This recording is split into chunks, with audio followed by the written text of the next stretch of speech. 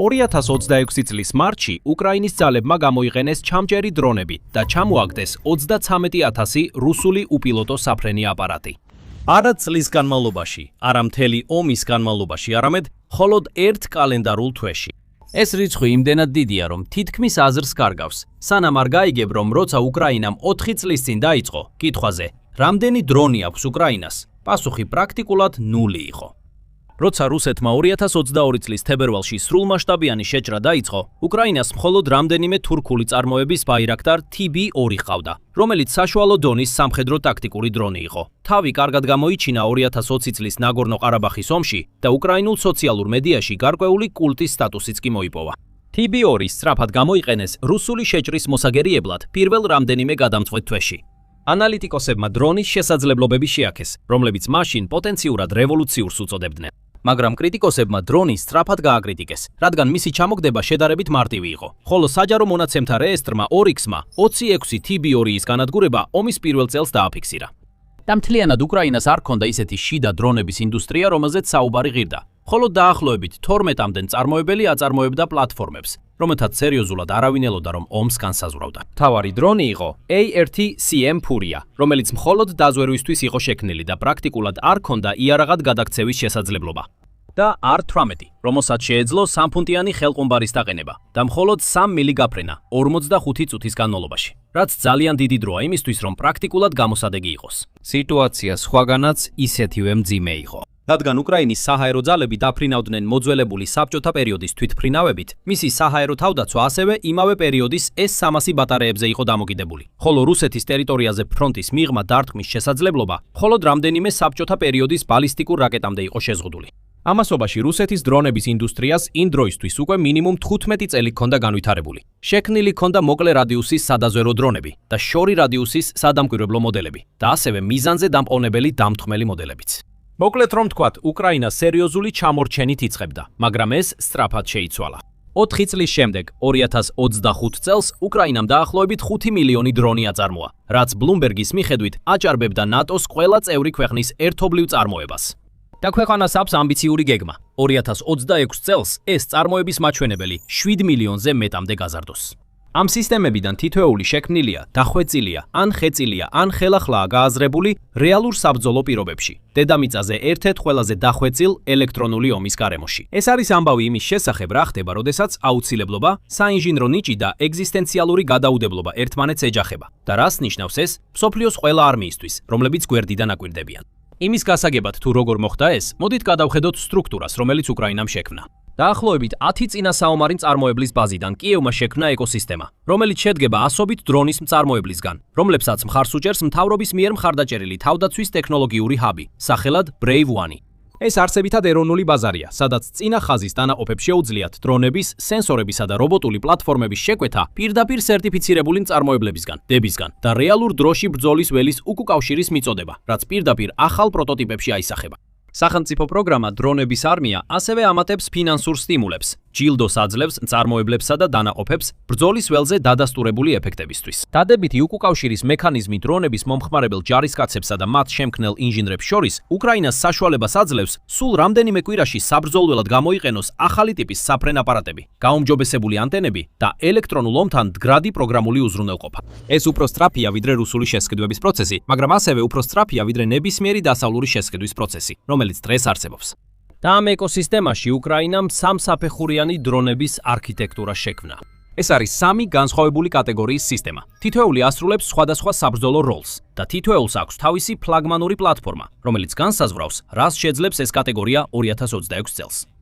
პირველი საფეხური, რომელსაც უკრაინა ტიპი 1-ის უწოდებს, მოიცავს მოკლემოქმედი FPV და კვადროკოპტერ დრონებს, რომლებიც შექმნილია ახლო ბრძოლისთვის, დაზვერვისთვის და ზოგჯერ საჰაერო ჩაჭრისთვისაც კი. ამ კატეგორიის სიმბოლური სისტემაა შრაიკი FPV, ნახშირბადის ბოჭკოს კვადროკოპტერი, რომელსაც შეუძლია 5-ფუნტიანი საბრძოლო ქობინის გადატანა და საათში 75 მილზე მეტი სიჩქარის განვითარება, ან სამიზნეების დაზიანება რამდენიმე მილით დაშორებით.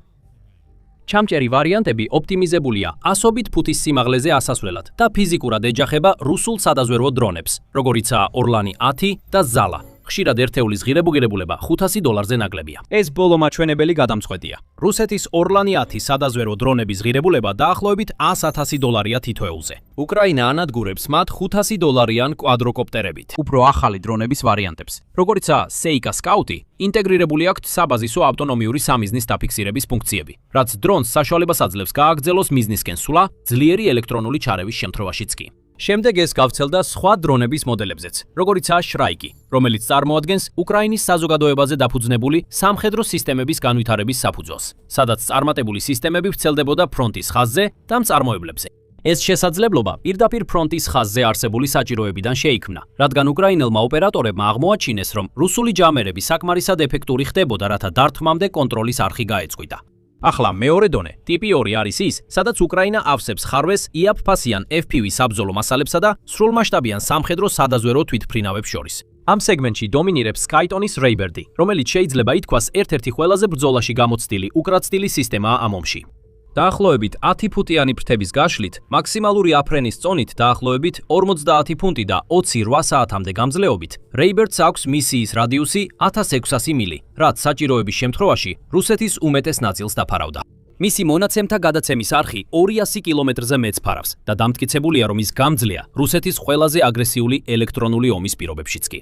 უკანასკნელ უკრაინულ ოპერაციებში Raybird-ის პლატფორმები გამოიყენებოდა საარტილერიო ცეცხლის დასამიზნებლად ხიდებზე, მომარაგების ხაზებსა და მდინარის გადაკვეთებზე, რომლებიც რუსეთის ხაზების სიღრმეში მდებარეობს. სხვა ქვეყნების უმეტეს სამხედრო ძალებში ამისთვის ბევრად უფრო დიდი და გაცილებით ძვირადღირებული უპილოტო პლატფორმა იქნებოდა საჭირო.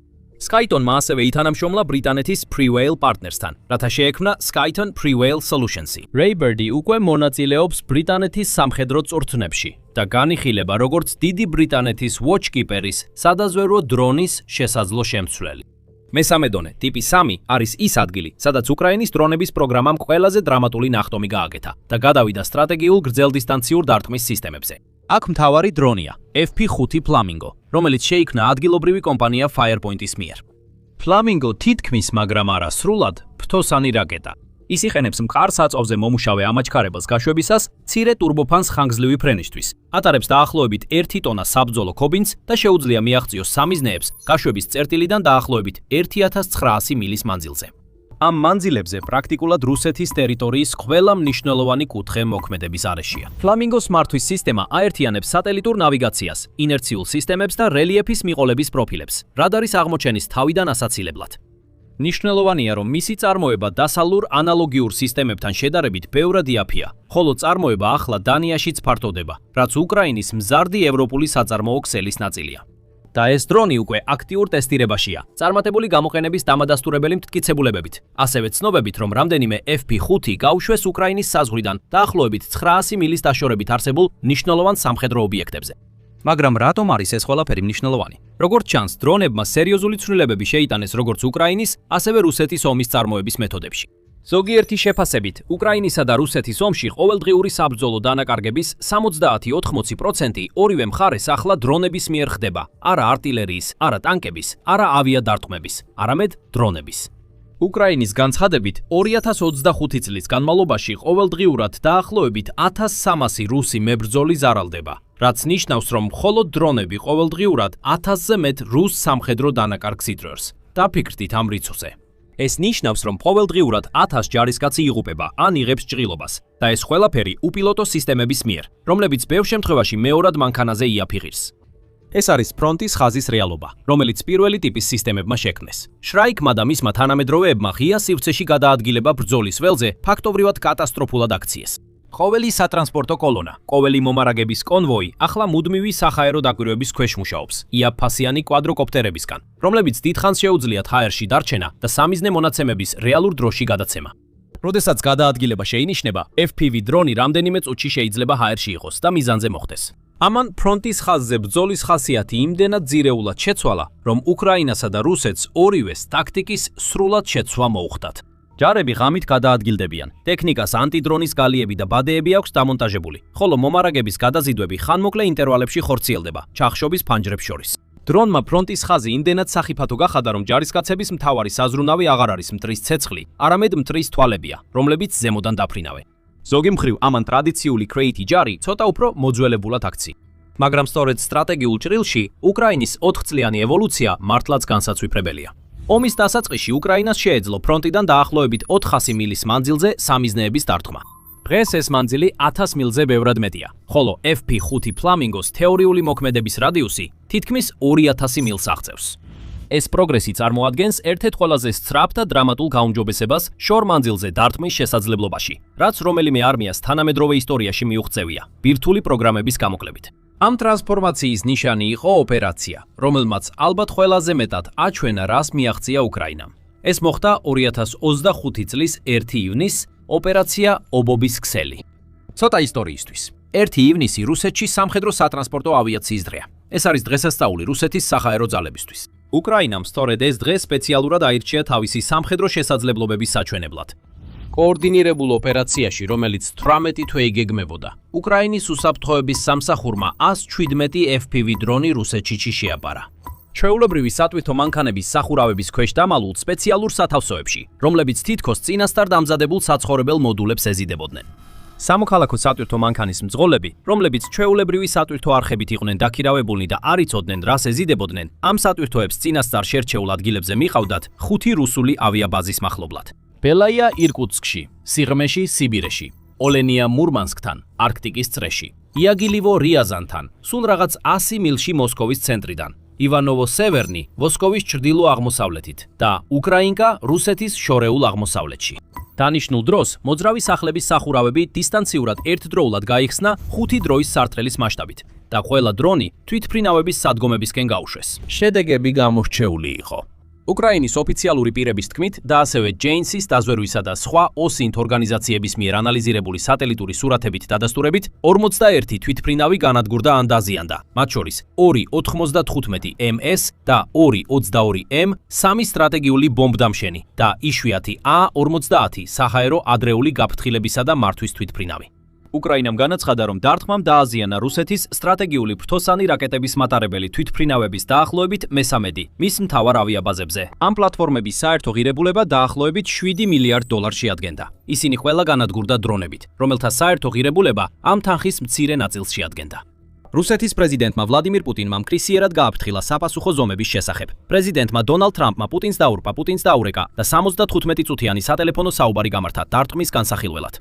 რუსეთის სახელმწიფო მედიამ, მათ შორის პრავდამ, აღნიშნა, რომ ბირთვული იარაღის ტარების უნალის მქონე თვითმფრინავებზე თავდასხმები აკმაყოფილებდა იმ პირობებს, რომლებიც რუსეთმა საკუთარ დოქტრინაში ბირთვული იარაღის გამოყენებისთვის განსაზღვრა.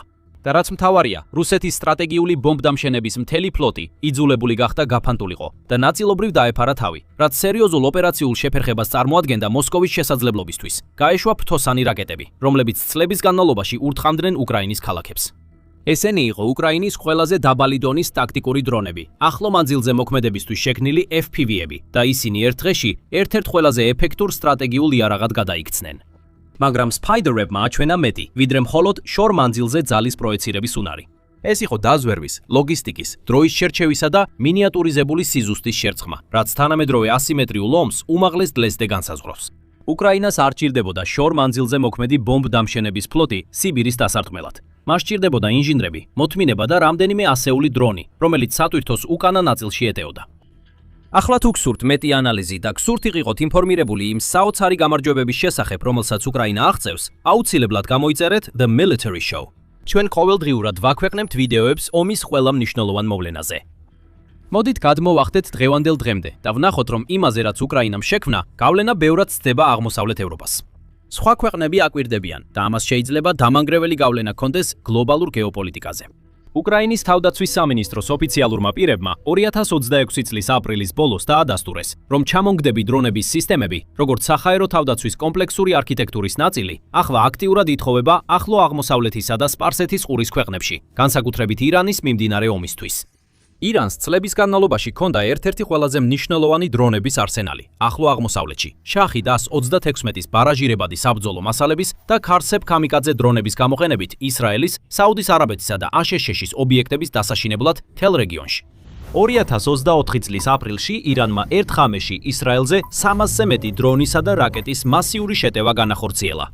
ისრაელმა და მისმა მოკავშირეებმა უმეტესობა ჩამოაგდეს, მაგრამ ამ თავდასხმამ გამოავლინა რაღაც ისეთი, რაც მას შემდეგ სულ უფრო მეტად აშფოთებს თავდაცვის სტრატეგებს თელ-ავივში და ვაშინგტონში. მტკიცედ განწყობილი მოწინააღმდეგე თუ მას საკმარისი IAP დრონები აქვს, შეუძლია ყველაზე დახვეწილი საჰაერო თავდაცვის სისტემაც კი თითქმის ზღვრამდე მიიყვანოს. უკრაინა ამ პრობლემის გადაჭრის ზღვარზეა. და მიუხედავად იმისა, რომ ის ჯერ კიდევ იყენებს დასავლეთის მიერ გადმოცემულ ტექნიკას, როგორიცაა პატრიოტის ბატარეები, აირისტები და ნასამსები, ეს აღჭურვილობა ძირითადად გამოიყენება უფრო დიდი საფრთხეებისთვის, მაგალითად ბალისტიკური რაკეტებისთვის ან რეალური თვითმფრინავებისთვის. ძირითადად სწორედ IAP ერთჯერადი და ადაპტირებადი ჩამშლელი დრონებია, რომლებიც ყოველდღიურ ოპერაციებში ყველაზე დიდ განსხვავებას ქმნის. ირანი აკვირდებოდა, როგორ აშენებდა უკრაინა ამ სისტემას. და ახლა ყველა ანალიტიკოსი ახლო აღმოსავლეთში სვამს კითხვას. რა მოხდება თუ ირანი უკრაინის გაკვეთილებს საკუთარ პროგრამაზე გამოიყენებს? ირანის თავდაცვის ინდუსტრიული ბაზა არ არის უკრაინის მსგავსი, მაგრამ ის საკმაოდ მასშტაბურია, სულ უფრო მეტად ადგილობრივ წარმოებაზეა დაფუძნებული და უკვე აჩვენა შესაძლებლობა, რომ აწარმოოს ისეთი სისტემები, როგორიცაა შაჰიდ 228-ის რეაქტიული ვერსია და გავრცელებული ინფორმაციით შაჰიდ 161-ის სტელს დრონი, რომელიც 2025 წლის ბოლოს გამოჩნდა. თუ ირანი შეძლებს მასშტაბური ჩამჭერი დრონების შესაძლებლობის განვითარებას, ან უკრაინის FPV-ის გაჯელების ტაქტიკას საკუთარ თავდაცვით დრონულ დოქტრინაში გამოიყენებს. ისრაელთან განახლებული დაპირისპირების შემთხვევაში ირანის კონფლიქტი შეიძლება გაცილებით უფრო რთული გახდეს და იმ მიმართულებით წავიდეს, რასაც უკრაინაში ვხედავთ. მოკლედ, ამერიკული და ისრაელის საჰაერო თავდაცვა ძვირია, მაგრამ ირანის მიერ შემოთავაზებული FPV დრონები მასობრივად წარმოების შემთხვევაში ასეთი არ იქნება. ეს არის გავრცელების რისკი, რაც უკრაინის დრონების ტექნოლოგიასა და პროგრესს გლობალურ დონეზე ასეთ მნიშვნელობას ანიჭებს. ტექნოლოგია თავისთავად არ არის გასაიდუმლოებული და დოლარად ღირებული FPV ინტერსეპტორის პრინციპები სახელმწიფო საიდუმლოებებს არ წარმოადგენს. ის, რაზეც უკრაინამ 4 წელი დახარჯა სასოწარკვეთილი საომარი ინოვაციებით, სხვა მოთამაშებს შეუძლიათ ბევრად უფრო მოკლე დრო აითვისონ, მოში აითვისონ, მოარგონ და გაამრავლონ. ახლო აღმოსავლეთისა და სპარსეთის ყურის ქვეყნები, რომლებიც უკრაინული ინტერსეპტორის ტექნოლოგიის შეძენაზე იჩქარებენ, ამას იმიტომ აკეთებენ, რომ ეს რისკი სხვებზე უკეთესმით. მაგრამ უკრაინის დრონების ისტორიას კიდევ ერთი განზომილება აქვს, რომელიც საპირისპირო მიმართულებით მიდის. უკრაინა მხოლოდ თავის გამოცდილებას არ ყიდის, არამედ აქტიურად ნერგავს მას ევროპულ თავდაცვის ინდუსტრიულ ბაზაში უპრეცედენტო ერთობლივი საწარმოებისა და თანაწარმოების შეთანხმებების მეშვეობით. 2025 წლის დეკემბერში გერმანიის Quantum Systems-მა და უკრაინის Frontline Robotics-მა შექმნეს Quantum Frontline Industries. ეს არის პირველი გერმანულ-უკრაინული ერთობლივი საწარმო დრონების წარმოებაში, რომელიც მიუნხენის მახლობლად მდებარეობს და მიზნად ისახავს 2026 წლის ბოლომდე ყოველწლიურად 10,000 ლინზას დრონის წარმოებას. გერმანიის მთავრობის მხარდაჭერილი ინიციატივა Build with Ukraine, რომელიც იმავე თვეში გამოცხადდა, გამოყო დაახლოებით 2 მილიარდი ევრო უკრაინული თავდაცვითი წარმოების დასაფინანსებლად გერმანიაში ან უკრაინაში. გერმანიის თავდაცვის მინისტრი ბორის პისტორიუსი უკრაინის პრეზიდენტ ვლადიმირ ზელენსკისთან ერთად დაესწრო გახსნის ცერემონიალს 2026 წლის თებერვალში. ამასობაში დიდ ბრიტანეთში უკრაინულმა კომპანიამ Ukraspets Systems-მა წარმოება აწყო, სადაც აწარმოებს შარკის სადაზვერვო დრონებს და ოქტოპუსის ჩამჭრელებს. ამავე დროს Skyton-მა და Prevail Solutions-მა იწყეს Raybird-ის წარმოების შესაძლებლობების შექმნა, რომელსაც ბრიტანეთის არმია აფასებს, როგორც საკუთარი უპილოტო საფრენი აპარატის პირდაპირ შემცვლელს. დანიაში კომპანია Firepoint-ი ამზადებს შორ მანძილზე მოქმედი დრონების წარმოებას, მათ შორის FP5 Flamingos ტიპის ფრთოსანი რაკეტის. უკრაინამ დრონების ერთობლივი წარმოების შეთანხმებები გააფორმა ნორვეგიასთან და იტალიის მთავრობასაც მიანიშნა, რომ მსგავსი თანამშრომლობა იქაც შესაძლებელია. 2026 წლის აპრილში ევროპის კომისიამ გამოაქვეყნა 2025 წლის ევროპის თავდაცვის ფონდის საგრანტო კონკურსის შედეგები.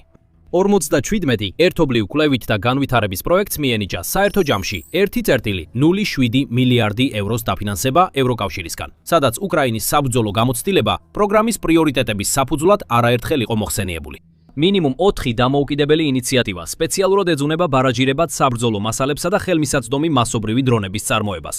პირველად, უკრაინულ სუბიექტებს შეუძლიათ მონაწილეობა მიიღონ ევროპული თავდაცვის ფონდის პროექტებში, როგორც ქვეკონტრაქტორებმა და მესამე მხარის მიმღებებმა. ევროკავშირის ევროპული თავდაცვის ინდუსტრიის პროგრამამ დამატებით გამოყო 1.5 მილიარდი ევრო კრიტიკული შესაძლებლობების გასაზრდელად, მათ შორის ანტიდრონული სისტემებისთვის, საიდანაც 260 მილიონი ევრო სპეციალურად უკრაინის თავდაცვის ინდუსტრიული ბაზისთვისაა განკუთვნილი უკრაინის მხარდამჭერი ინსტრუმენტის ფარგლებში.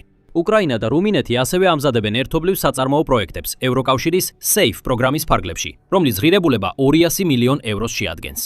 პრაქტიკაში ეს ნიშნავს, რომ ნატოს მიუხედავად იმისა, რომ უკრაინა ფორმალურად არ არის წევრი, პირდაპირ წტომა აქვს საბრძოლო პირობებში გამოცდილ დრონულ საინჟინრო ცოდნაზე, რომელიც 4 წლიანი ფრონტზე ომმა შექმნა. უკრაინის Brave One Hub-მა საჯაროდ გამოაცხადა ინვესტიციების ზრდა მის თავდაცვით ტექნოლოგიურ კომპანიებში. 2023 წელს 1,1 მილიონი დოლარიდან, 2025 წელს 105 მილიონ დოლარზე მეტი. საგარეო ურთიერთობათა საბჭო აღწერს უკრაინის თავდაცვით ინდუსტრიულ ბაზას, როგორც ბაზას, რომელიც ევროპის მომავალი უსაფრთხოების საყრდენად ჩამოყალიბდა. მისი ინოვაციური თავდაცვითი სექტორის გამო, განსაკუთრებით დრონების ავტონომიაში, ელექტრონულ ომში და საბრძოლო პროგრამულ უზრუნველყოფაში.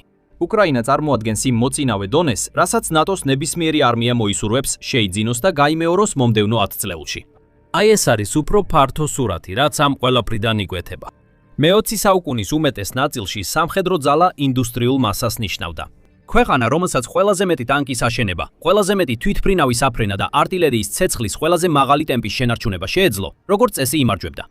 უკრაინამ აჩვენა, რომ ეს წესი აღარ მოქმედებს. ქვეყანამ, რომელსაც 2022 წელს დრონების ინდუსტრია არ ჰქონდა, 4 წელიწადში შეიძლება შექმნას შესაძლებლობა, რომელიც ბრძოლის ველზე დღეში მეტ მტრის ჯარისკაცს კლავს, ვიდრე ნებისმიერი სხვა იარაღის სისტემა. და ამას შეუძლია გააკეთოს გაცილებით ნაკლები ხარჯით, გაცილებით ნაკლები ადამიანური რესურსით და განვითარების ციკლით, რომელიც ბევრად აღემატება იმას, რასაც ტრადიციული თავდაცვის კონტრაქტორი შეძლებს. ხარე, რომელიც მე-21 საუკუნეში დრონებით ომს სრულყოფილად აითვისებს, არა მხოლოდ ტაქტიკურ უპირატესობას მოიპოვებს, არამედ სტრატეგიულს, რომელიც ბრძოლის ველზე ბევრად ცდება. რადგან დრონების უპირატესობა ასევე ეკონომიკური უპირატესობაც არის. შესაძლებლობა მოწინააღმდეგეს კატასტროფული ზარალი მიაყენო და ამავე დროს საკუთარი ხარჯები დაბალ დონეზე შეინარჩუნო, საფუძვლია და ცვლიანად ცვლის იმ გათვლებს, თუ რის შენარჩუნების საშუალება აქვს სახელმწიფოს ხანგრძლივად.